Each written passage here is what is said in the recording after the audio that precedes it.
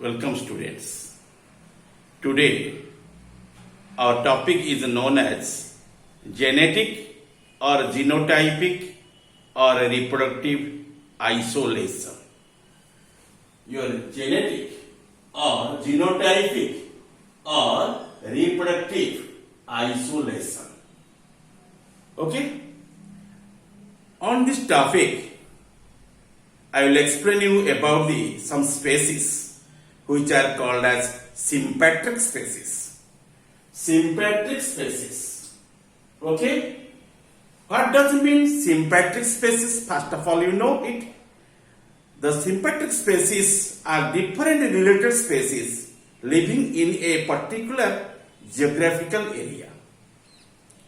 Different related species living in a particular geographical area.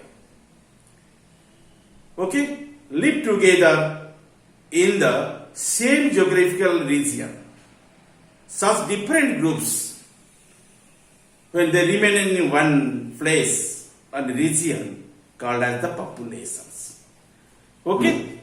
Some different groups or populations of related species share a portion of a particular ecological area, and these populations are called as sympatric populations. In sympatric population, you must find the sympatric species. They are isolated from one another, not by space, but through the physiological expression of genetics difference. This genetic difference or genetic isolation enables the sympatric populations to keep their identity and remain distinct from each other. Let us know about the sympatric species in the sympatric population through some examples. For example, you consider one example that is called as salamanders. It is one amphibian animals, salamanders. Okay, the salamanders, then called in the term as a Taricha, T-A-R-I-C-H-A. Taricha is the genus name of the salamanders. And you find in different places the different type of species. And in California, you find one species that is called as Torosa. Taricha torosa. That is called as your California newt. N-E-W-T, newt. And this is available in only the country, California.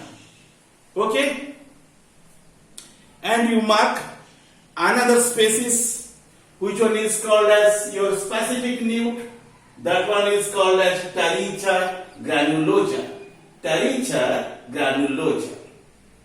Okay? And these species are possessing the distinct natures, but do not interbreed at all. Let us go in detail about them. Okay? First of all, you try to understand what is the sympatric species. The sympatric species, that is nothing, that is the different related species living in a particular geographical area, live together in the same geographical region. Such different groups, also be called as populations of related species, share a portion of a particular ecologic area, and these populations are called sympatric populations. Understand? What is the meaning of sympatric population? Okay. Then proceeds. And they are isolated from one another, not by the space, but through the physiological expression of the genetic differences. And this genetic difference or genetic isolation enables the sympatric population to keep their identity and remain distinct from each other. I already explained these things. And here I give an example. For example, here your salamanders, which one is called as Taricha torosa, that is California newt, is found from the southern California and northward into the north central California. Okay. In there you find the what? That species is called as your Taricha torosa. It is one salamander. While the Pacific newt, which are available in the Pacific coast areas, and called as what? The species named as Taricha granulosa. Taricha granulosa. Okay, and that species usually available from the southern Alaska along the Pacific coast to the San Francisco Bay region. Both these populations are sympatric in the central California.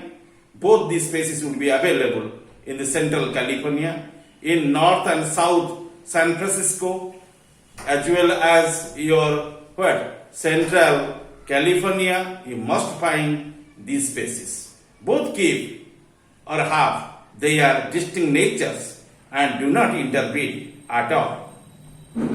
Okay, genetic isolation in the allopatric and sympatric related species is also indicated in the following table. Let us go in detail about them. First of all, you know about the mechanism that prevents the interspecific crosses or pre-mating isolating mechanisms, that is also called as your external reproductive isolation. That is called as external reproductive isolation.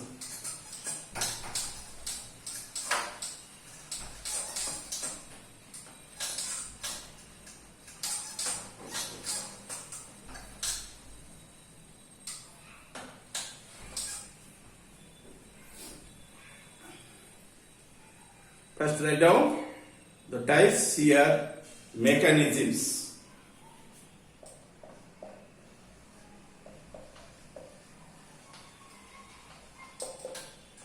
Mechanisms that prevent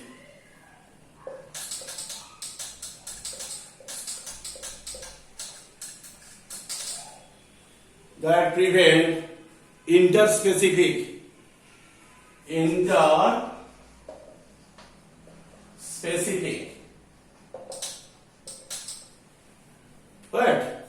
the crosses, interspecific crosses, okay, or pre-mating isolating or pre-mating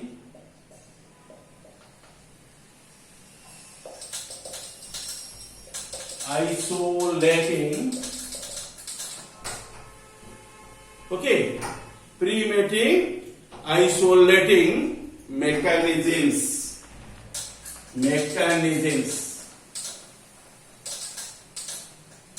okay, that is called as the pre-mating isolating mechanisms. It is otherwise called as your external or external reproductive isolation. External reproductive isolation. Okay. Let us come to know detail about your external reproductive isolation or mechanism that prevent the interspecific crosses or pre-mating isolating mechanisms. First of all, you know about the ecological isolation under it. Ecological isolation.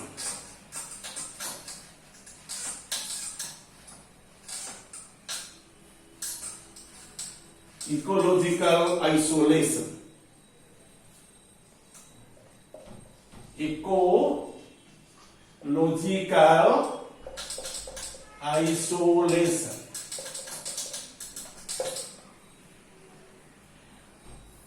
That is called as seasonal and habitat.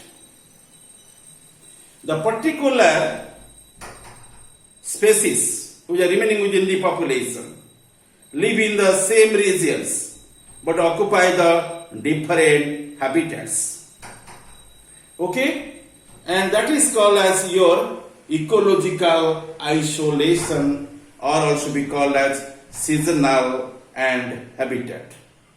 The population live in the same regions but occupy different habitats.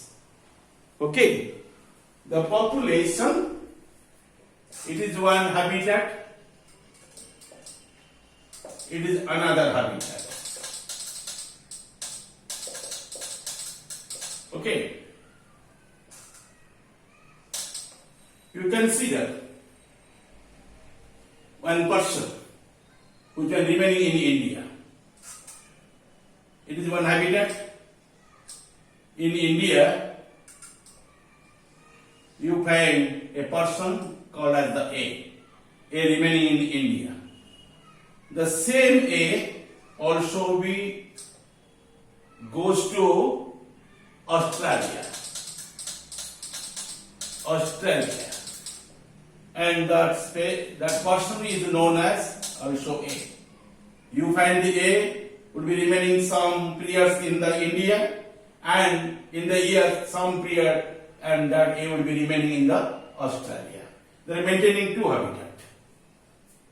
Okay, but the same species, and they will be remaining with their family in India. That same family also be remaining in also be Australia. By business or by service, they will be went there. Okay, the population live in the same region but occupy different habitats. Then second point, you can consider another isolation, and that is called as your ethological. Ethological.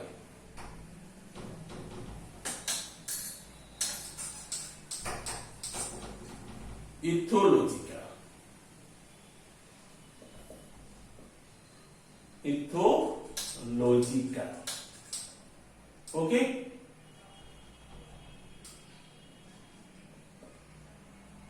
Ethological isolation, the population are isolated by different ethological behavior.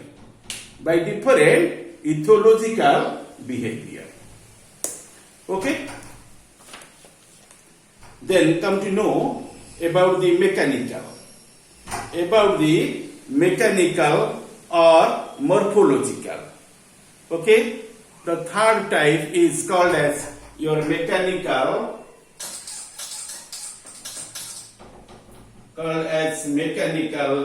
or morphological.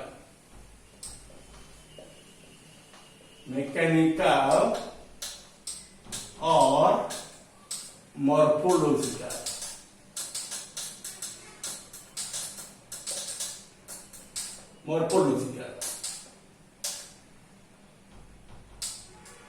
Okay.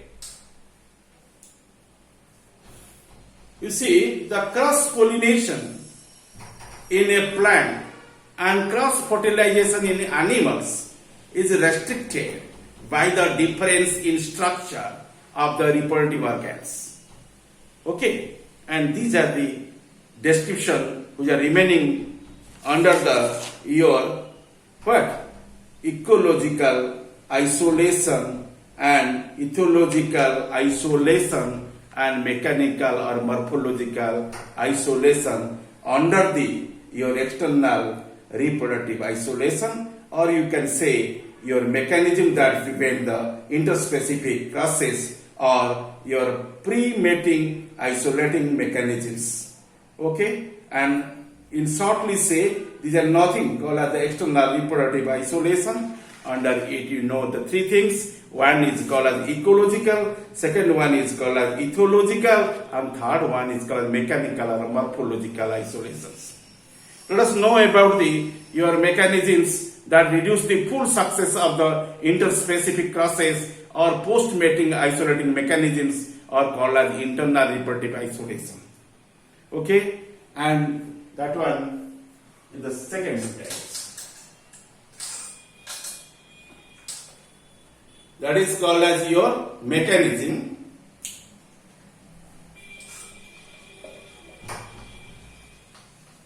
Mechanisms. Okay, mechanisms that reduce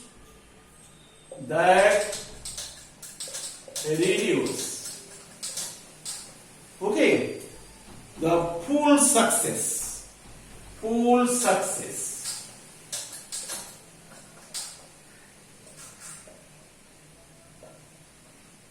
full success of interspecific crosses, interspecific crosses, okay, or called as post-mating, or called as post-mating, or called as post-mating isolating mechanisms. Isolating mechanisms. Okay, and that is also be called as internal. That is otherwise called as internal. What? Reproductive. What? The isolation. Internal reproductive isolation.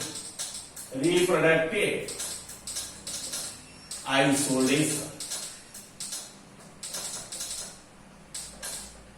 Let us discuss very niggingly to you in today.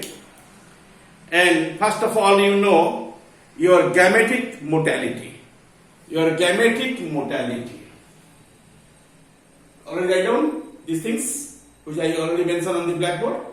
Then you know about the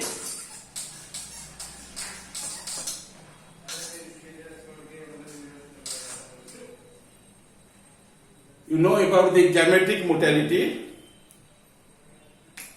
Gametic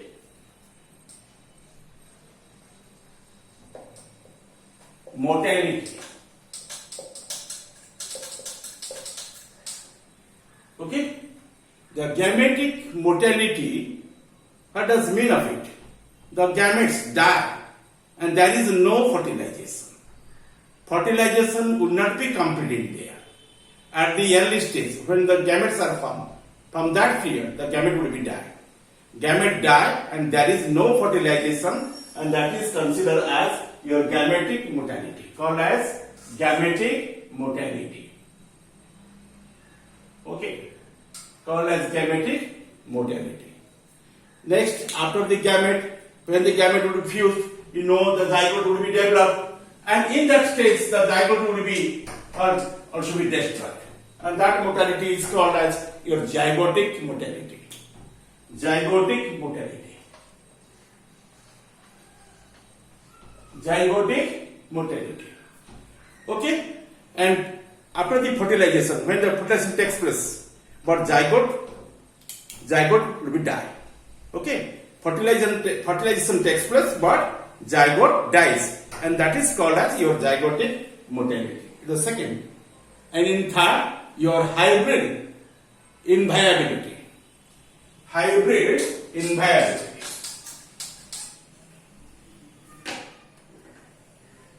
Called as the hybrid inviability.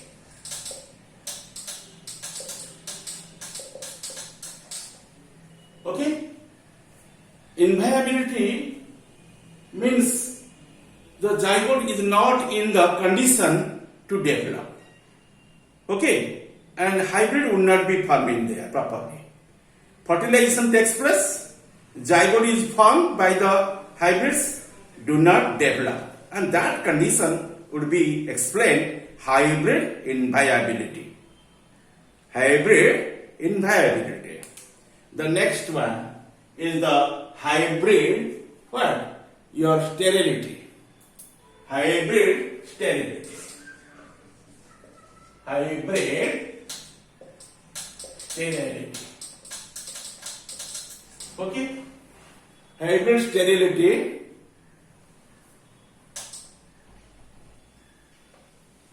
okay, and it is your fourth types. Okay, hybrid are sterile because gonads develop abnormally. In that case, the hybrid sterility may be arised.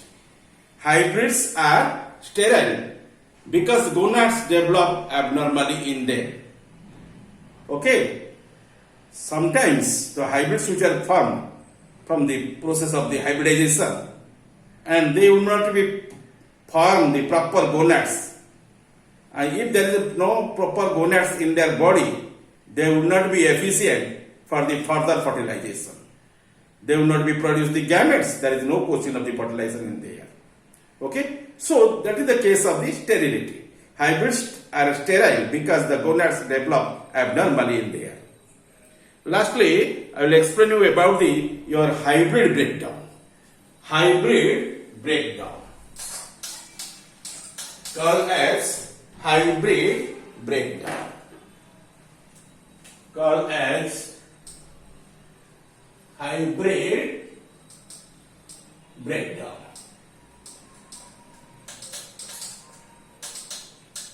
What is happening in that time?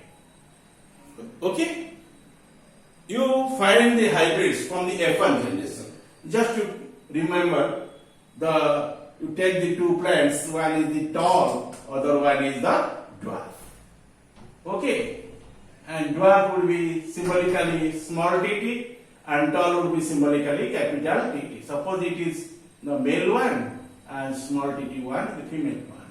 And they are producing the gametes, the capital T, and the gametes should be, in case of the dwarf, we find the small t, when they would be united off and heterozygous condition would be arised, capital T small t and capital T small t. You mark these are the hybrids.